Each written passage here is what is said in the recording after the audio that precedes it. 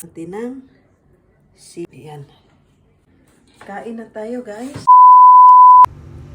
Paliguan natin ang ating salmon ng isda ng lemon juice.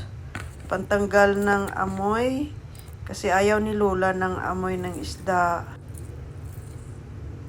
So, patili ko din ng isda. Lagyan natin ng limon. Sunod, lagyan natin siya ng olive oil. Masarap ang olive oil, guys. Kasi marami din yung health benefits. Ayan, paliguan natin ng oil. Yung ating salmon.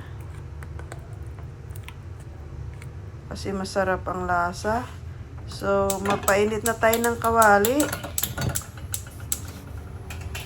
Painitin na natin para ilagay na natin ang ating salmon. Lagyan ko ng olive oil. Olive oil ang ginagamit ko, guys, kasi masarap siya. So, mainit na yung kawali. Ilagay na natin ang salmon na isda.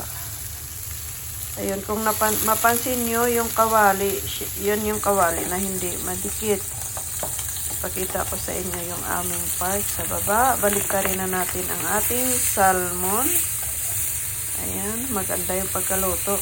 Actually, guys, ang salmon hindi na kailangan siyang lutuin ng gusto. Yung iba nga, kinikilaw lang yan eh. Pero dahil galing siya sa freezer, frozen siya, ang talagang niluluto ko. Kung makita nyo yung aming part, yan kami nagtatambay ni Lola paghapon. Tari na natin ang ating isda. Ayan, ready na. Luto ng ating salmon, so kunin na natin. Gutom na rin ako. Ayan, paborito ko yan. Kasi healthy siya. Patay na natin ang gas. Turn off na natin. Okay, ready na ang ating salmon. Tsaka yung brown rice. Lagyan natin ng sukang puti. Sausawan. Yan, mahanghang yan dahil madaming sili. Lagyan natin ng tuyo. Lagyan natin ng sili. Ayan.